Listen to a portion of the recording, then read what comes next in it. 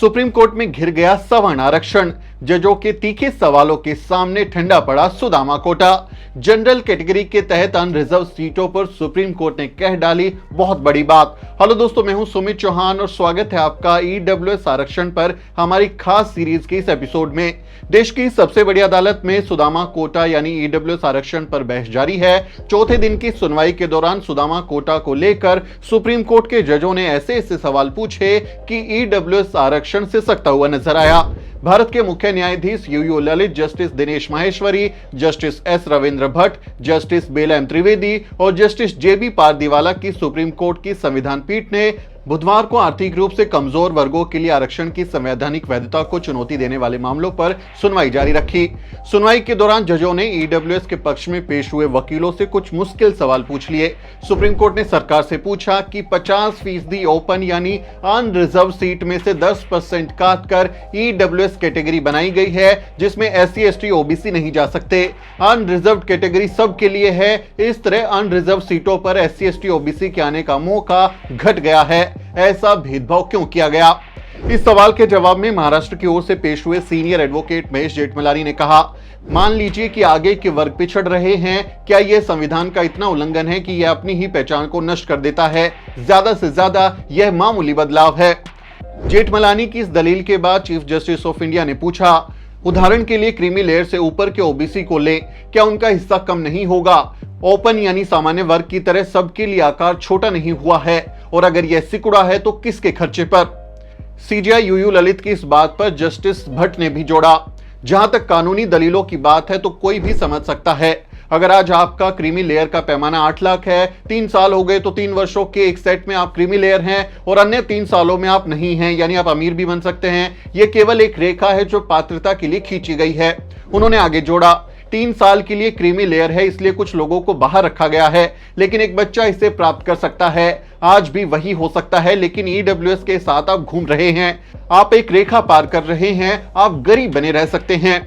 संविधान पीठ ने जो सवाल पूछे, मोदी सरकार के पास और उनके वकीलों के पास उन सवालों को सही से जवाब देने के लिए कुछ तथ्य नहीं थे। जजों ने ईडब्ल्यूएस कोटा को लेकर बेहद गंभीर टिप्पणी की है। सीजेआई ने कहा, कुछ वर्ग हैं जिन्हें विशेष सुरक्षा की आवश्यकता है, इसलिए आपने वैज्ञानिक रूप से इन वर्गों की पहचान की और फिर कहा कि यह लक्षित वर्ग है, इसलिए अब तक आप सकारात्मक कार्रवाई कर रहे हैं, लेकिन अचानक आप कह रहे हैं कि आप एक विशेष जाति से हैं, इसे प्राप्त न करें। इसलिए आप कह सकते हैं कि आपके पास एक विशेष आरक्षण है, इसके लिए आपको अपने आप को उसी तक सीमित रखना चाहिए। हम आपको उस क्षेत्र से इस क्षेत्र में जाने की अनुमति नहीं देंगे। यह उन लोगों के लिए आरक्षित है जिनके पास कोई आरक्षण नहीं है।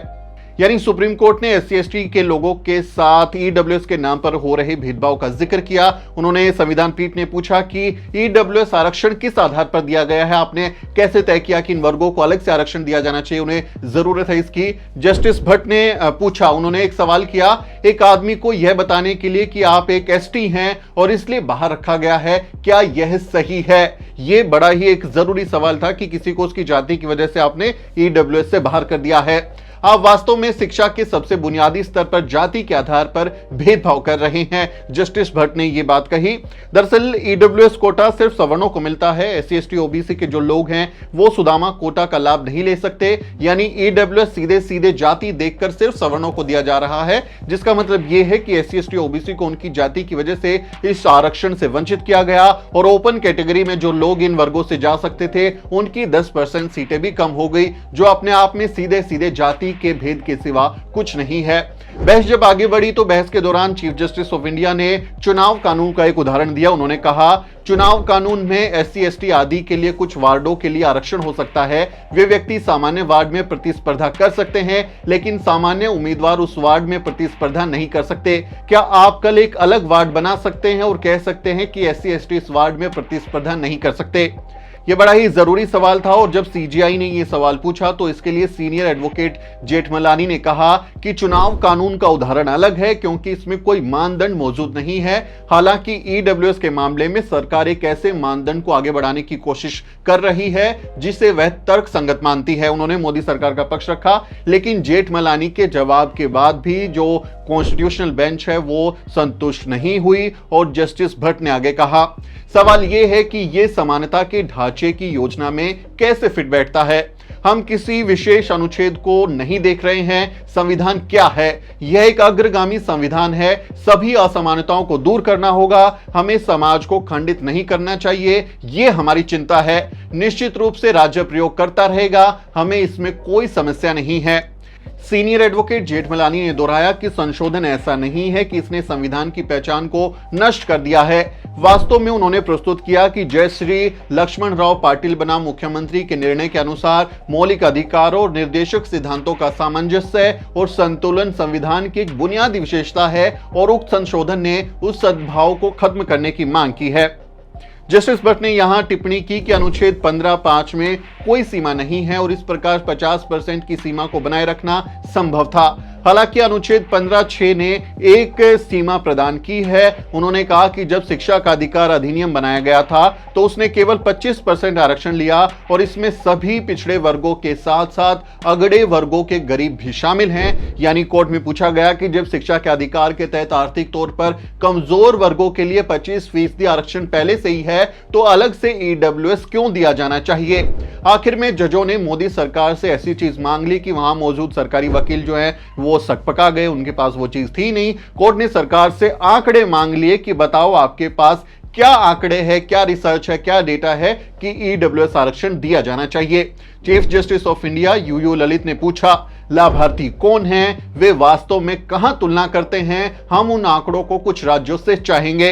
सीजीआई ने अलग अलग राज्यों से आंकड़े मांगे, सरकार से कहा कि आप जहां पर ये लागू हुआ है उसके आंकड़े दीजिए, किस आधार पर हुआ है, ये सवाल जो है उनसे पूछ लिया। अब मोदी सरकार अपने वकीलों के जरिए इस पर अपना जवाब दाखिल करेगी, लेकिन संविधान पीठ ने जबरदस्त तरीके से ईडब्ल्यूएस पर सवाल पूछे हैं।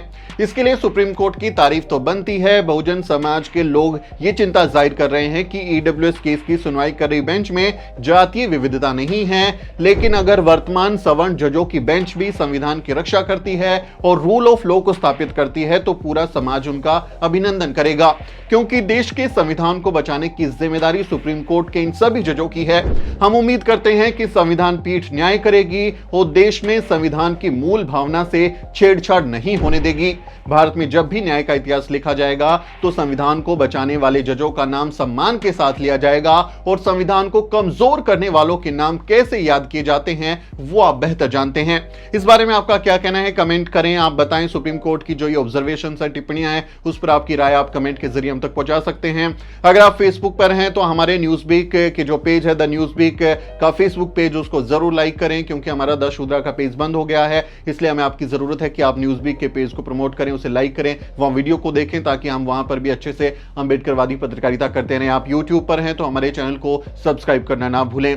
इस वीडियो में इतना ही साथियों। कोर्ट में क्या अपडेट होती है, क्या बातचीत होती है, नए तर्क क्या मिलते हैं, क्या फैसला आता है, सारी अपडेट आपको बहुत आसान भाषा में हिंदी में द न्यूज़वीक पर मिलती रहेगी। इस वीडियो में इतना ही, मुझे इजाजत दीजिए। मेरा नाम सुमित चौहान है और इस वीडियो स्टोरी में मेरी मदद कर रहे हैं मेरे सहयोगी मोहित कुमार। अगले किसी वीडियो में मुलाकात होगी दोस्तों, तब तक आप देखते रहिए द न्यूज़वीक।